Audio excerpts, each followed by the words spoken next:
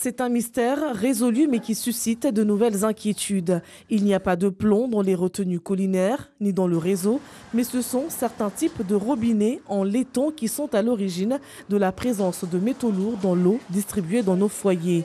L'autre découverte de l'Agence régionale de santé, la présence de plomb dans l'eau ne concerne pas seulement les communes de Dambéni, Bandélé village et Sada village, mais l'ensemble du territoire. Dès lors que vous ouvrez votre robinet, cette eau qui a stagné dans votre robinet, relargue la première seconde, les quelques premiers litres, un peu de plomb.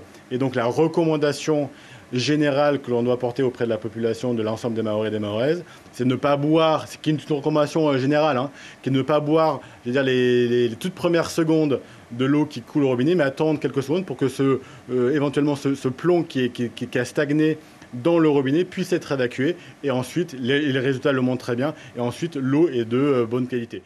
Une recommandation pas si évidente à faire appliquer dans les familles. C'est le cas de Zawiati, cette mère de famille de Ongojou, village soumis aux restrictions ces dernières semaines. À chaque fois, on dit à nos enfants d'éviter de boire directement au robinet.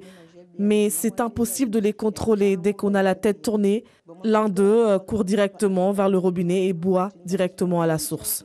La SMAE s'engage à changer les robinets installés dans les rampes d'eau, mais les particuliers doivent désormais être prudents dans l'achat des robinets en laiton. Encore faut-il pouvoir faire la différence entre le bon et le mauvais robinet.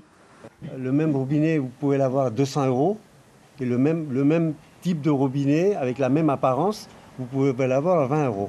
Parce que ce qui est important dans les robinets, c'est les mécanismes qui sont à l'intérieur. Vous avez un mécanisme qui est un laiton à l'intérieur, qui bouge, et c'est là que l'eau passe. En fait, il faut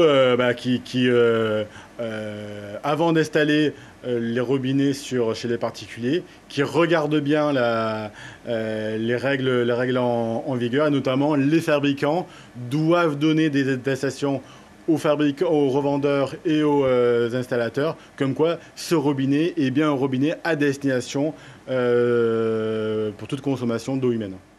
Selon nos informations, il n'existe aucune contrainte sur l'importation des robinets à Mayotte.